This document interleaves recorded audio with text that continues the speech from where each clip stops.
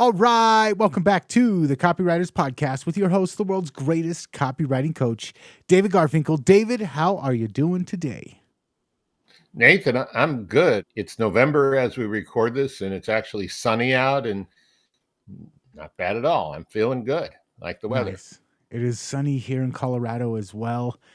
By the time people get to listen to this, it's going to be the middle of December, and they're going to be like, stop rubbing it in from the past. You know, I heard something really interesting about the elections.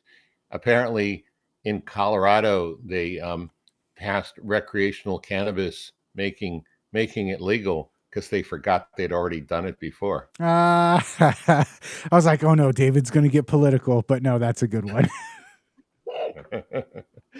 Nah, we don't do political on this podcast. You know that. True. And speaking of the past, we are returning to one of my favorite series on the podcast, which actually has to do with the past. I'm going to turn it over to you. Yeah. So, question: have you ever written a really good sales page or a VSL script, and you're sure you've done everything right, but it's still not converting the way you know it should? Sometimes it all boils down to that final push.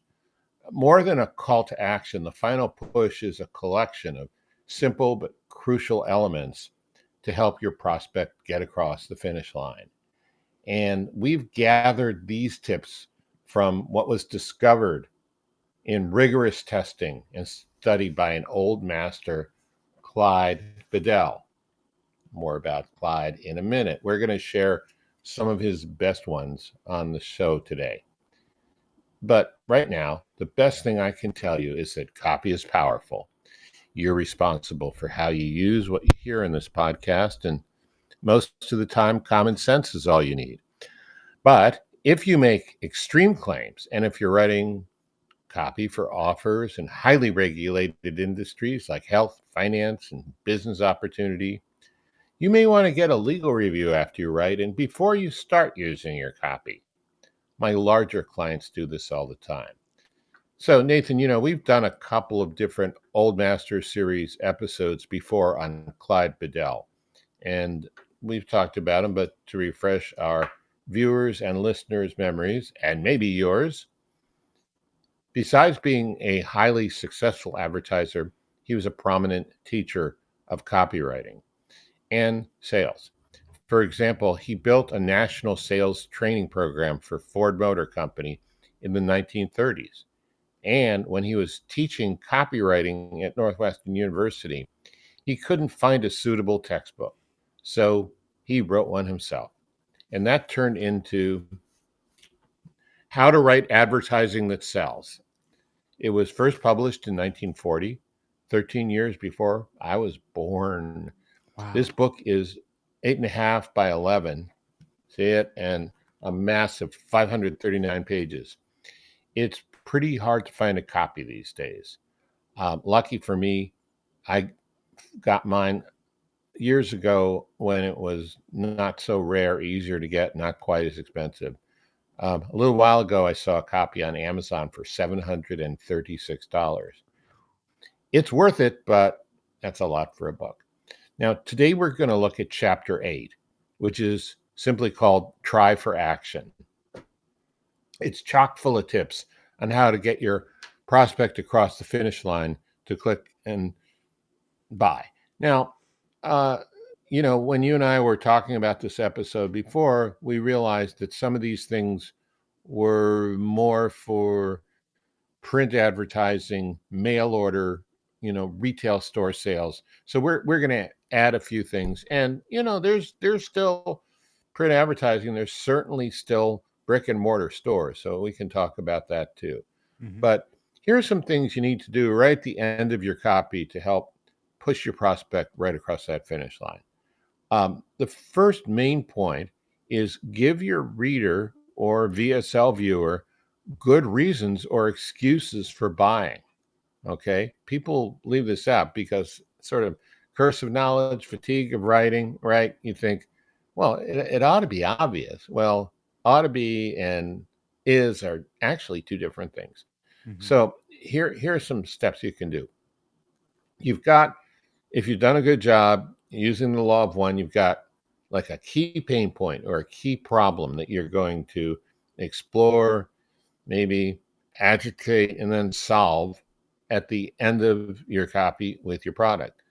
But just because you mentioned it at the beginning, I mean, people don't want to remember what's uncomfortable for them. So you want to repeat that key pain point or product or problem the product solves. Or if you haven't been following all the steps you should, bring it up for the first time. I mean, there are situations where you're not going to talk about it, right? I mean, it's not always appropriate to mention it at the beginning, even if you know what it is. Usually is. Sometimes it makes sense to do it differently, but finally, at the end, to give them that push, make sure you bring it up. Mm-hmm. A friend of the show, Ben Settle, he likes to say, rub salt in the wounds. We want to really exaggerate that pain point or paint out the picture of what that pain point looks like. Maybe right now you just got back from the doctors and they said you've got borderline diabetes.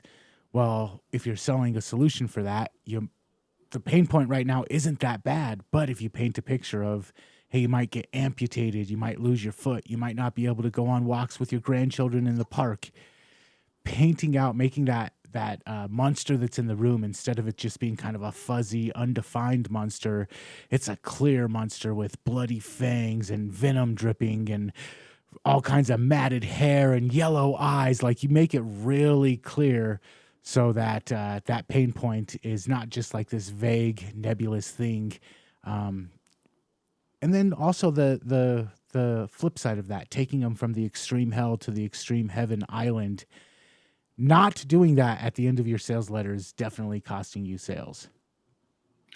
Yeah, and that's a good point. Maybe you're not going to do that in the beginning. Maybe that would be too much intensity to start. It would be too jarring. But at the end, that's a good time to do it, and it gives your sales argument and the whole effect of the letter more momentum.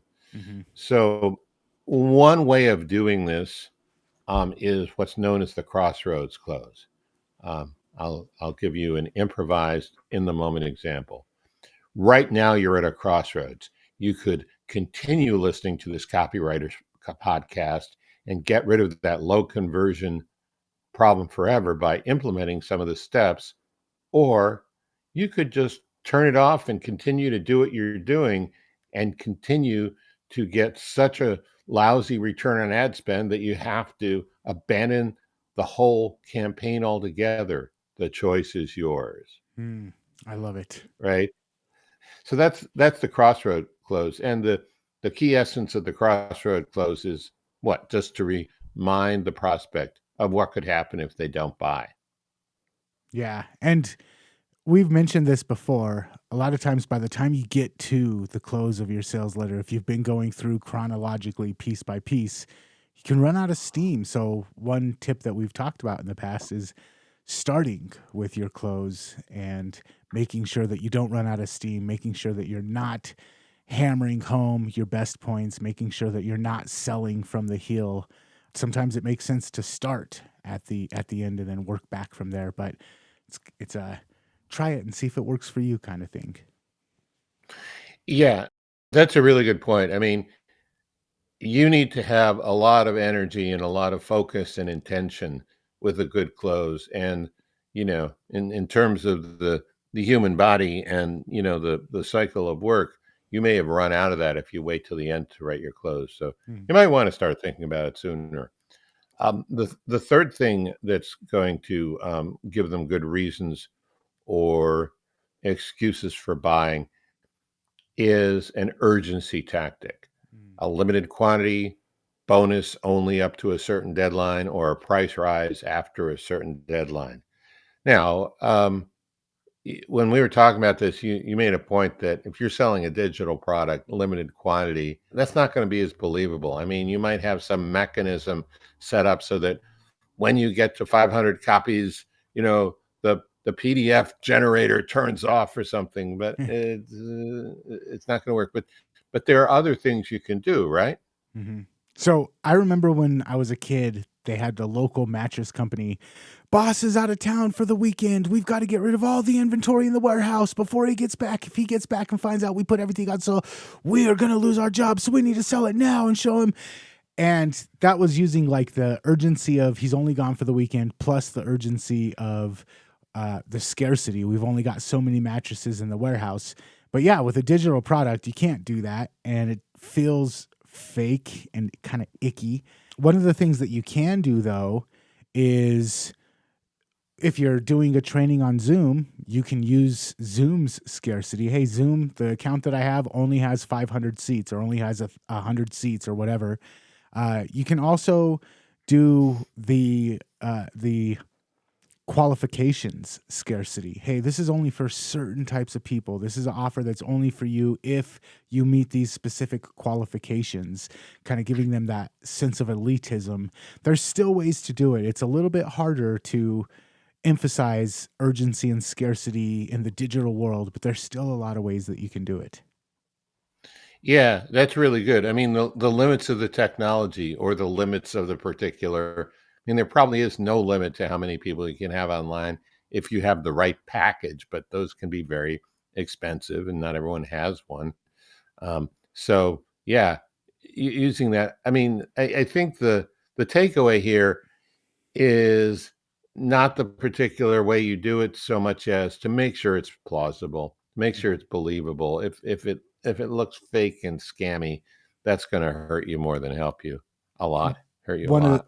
one of the things that I do in a lot of my own offers is, look, I can't scale this. It's me and my small team, and we like to offer the boutique, very personalized customer care. And so we can only manage 5 or 6 clients at a time. And so we only take on this type of client. And that right there makes everybody who's at least quasi qualified start jumping through hoops to make sure that they're the ones that get in. Yeah, and that's actually true. I mean, I know how hard you've been working, and I don't think you could take on any more clients right now. Exactly. All right, let's go to the second Bedell suggestion, and that is make it incredibly easy to buy. This kind of sounds like a no-brainer or a stupid idea, but I'll tell you, it's not.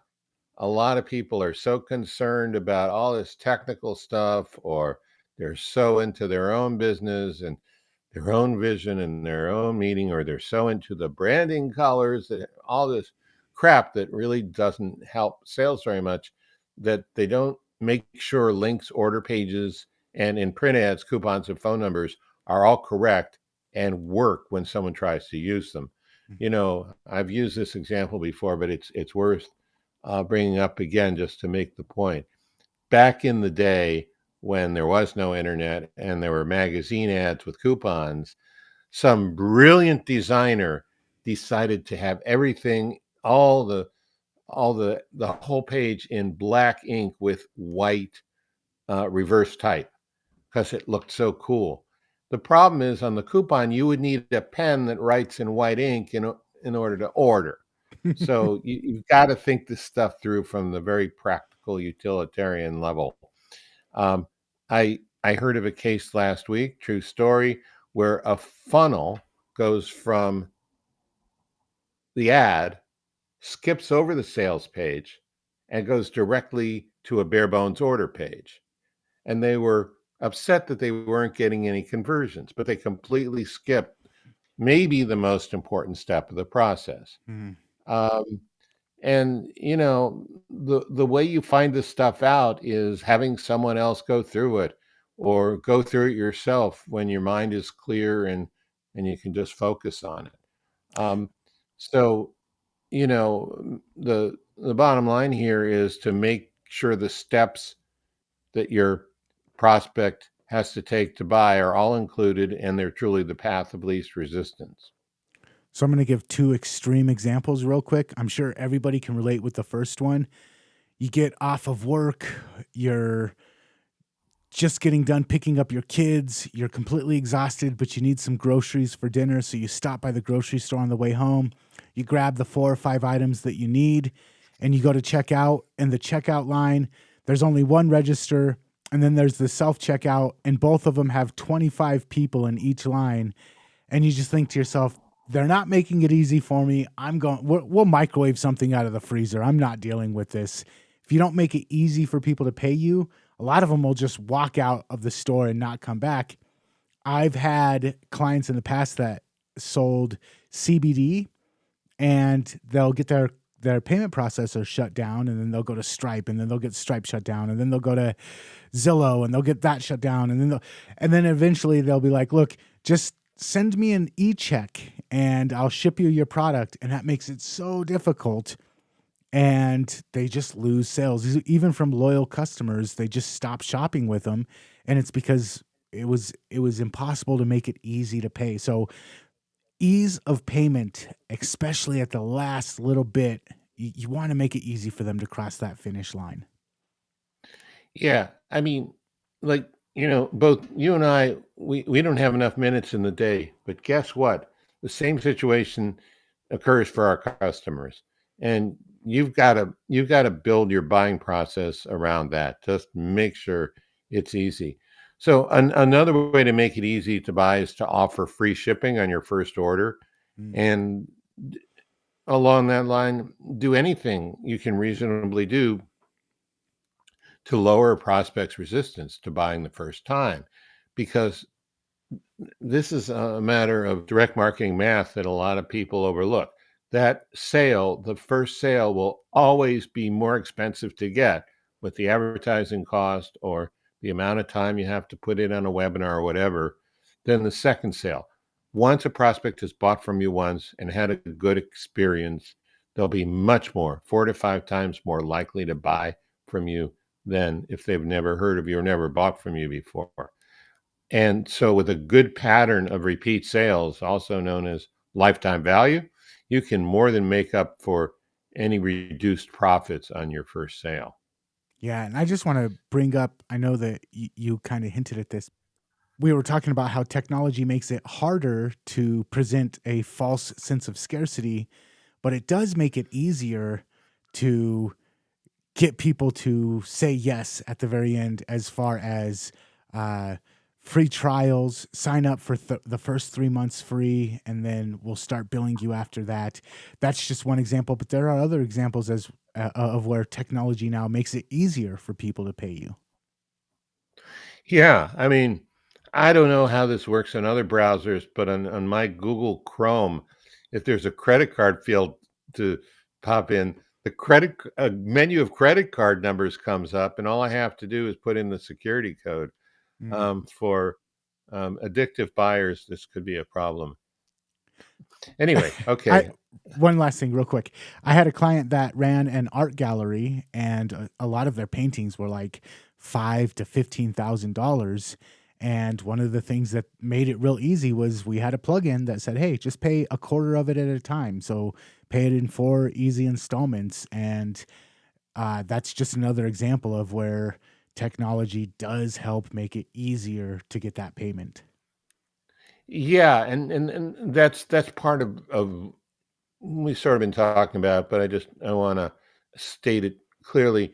One way to make it really easy to buy is to offer a payment plan, offer a free trial, um, even offer deferred payment with no interest. Now, you might think, oh, well, if I was that mattress store Nathan was talking about, maybe, but I can't do that. Well, you have PayPal credit. Now, that's not exactly deferred payment, but um, most people can take 6 months to pay for something on PayPal credit up to their credit limit with no interest. And I think you'll probably just get the same discount rate, the same percentage taken out that you would if you used any other credit card, maybe a little more, but you know, in the US, usually around 3%, I think. So Mhm. make it easy to buy. Make it easy to buy. Because if they want to, don't put any obstacles in their way. I know there are other philosophies where everything's a challenge on purpose, so that Hmm. once you get it, you have this rush of dopamine and you feel like you've accomplished something. We're not recommending that today. If that's what you want to do, I'm sure someone else has great steps for that. But that's not what we're talking about. Well, that's not what Clyde Bedell would recommend either. Okay, so example 3. This is so obvious and ordinary that some people may find it embarrassing or beneath them. It's not. And that is, tell your prospect how, where, and when to buy. Hmm. Just spell it out. Don't be too cool or too cutesy. Um, I mean, I've seen TV ads where they sort of mock or playfully um, uh, dramatize some basic sales principles, but don't get cute about free or or about steps to take. Don't mock the sales process. Be as plain and direct and obvious as you can. Spell out the store hours or the customer service live agent hours. Make the phone number easy to see. Remember, boomers have money, and they also have diminishing eyesight. So don't have that like 4-point type that designers think is so fashionable. Make it super obvious also for the most distracted person. That's not boomers, that's everybody. Distracted, overstimulated, multiple things vying for their attention at all times. Make it super obvious to where the link is to the order page.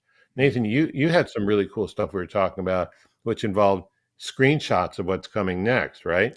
Yeah, before I jump into that though, Obvious Adams, a great book for understanding this principle. And then another old master who this episode's not about, but I think we would be neglecting our duties if we didn't mention. Claude Hopkins was amazing at just making it clear, obvious, and straight to the point while still being persuasive. So I would highly recommend checking out his work as well. And what you were talking about, kind of turning a light on so that they know here's the next step, here's exactly what I need to do, but here's what happens after I do it. The next step is to open that door and walk over the threshold, but what am I going to get on the other side of that threshold? Lighting that room up. A lot of times we feel like if we're walking into a strange, mysterious room that we don't know what's on the other side, we might step on a Lego, we might stub our toe on the couch. But if we light it up and we have some screenshots of here's the order form on the next page, or here's what the training area looks like, here's what you'll get on the other side of this purchase, or even in an ad. Just click the link in this and go sign up on the next page. In the ad, showing the next page, showing the sign up order form, helps people overcome that anxiety, the fear of the unknown. Well, we just made it known. It's very clear what's on the other side of this click. And we just eliminated a huge hurdle for why a lot of people don't take the action at the end of our promo. And you've used this, right? I mean, you've actually used this in some of your projects. I use this in everything. This was one of the giant conversion aha moments that I don't even remember where I came across it. Somebody just said, just take a screenshot of what the order form looks like on the next page and watch your ad conversions go up. And I was like, yeah, it couldn't be that simple. And I tried it and I was like, oh, it works. And so I've used it every single time since then. If there's an opportunity to show people what's on the other side, I include it towards the end, especially right around where I'm going to ask them to take that action. Cool. So the second point I've seen, and I really well, I've seen it both on Amazon, but I've seen it especially when I'm buying nutritional supplements. I buy a lot of them, and I'm buying them online, and it really makes me feel more comfortable when they give me a time frame as to how long it would take. So if you're shipping something, especially when it's free shipping, give your customer a time frame, 3 to 5 days within the continental US, for example. Um, just let them know what's ahead so that they're not, again, not going into that void, but they're going into a lighted room. They Hmm. can see what's the next step. And um, if you have retail distribution, or if you are on more than one online website, like if you're on Amazon and Barnes and Noble, or Amazon and Sam's Club, or whatever, spell out where your prospect can get it. You can provide links to different online retailers. These things seem so obvious that you wonder why so many people don't do them. You know, and I think part of it's like the curse of knowledge. They figure, well, we know this, so everybody else must too, or they can just Google it, or some other lame excuse that's costing them sales. Hmm.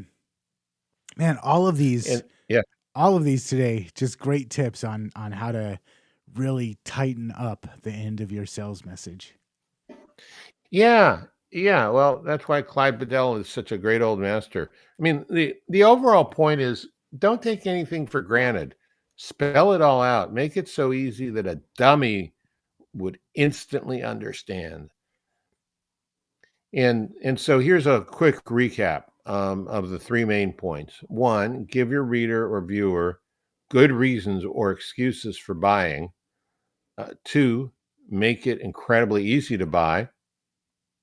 And three, tell your prospect exactly how, when, and where to buy. Mm.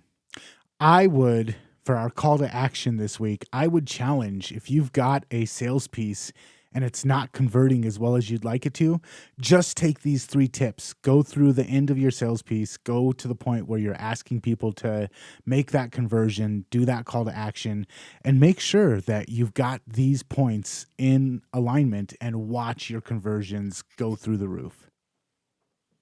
That's a good challenge. I like that. So I second it. All right. And if you enjoyed this episode, we've got a bunch of we 345 other episodes just as powerful as this one over at copywriterspodcast.com. Get access to all of them instantly for free. And while you're there, make sure that you subscribe on your favorite podcast app. Copywriterspodcast.com. Until next time, David, thank you for putting this together. This was a great episode, man. Yeah, thanks. I agree. It was good.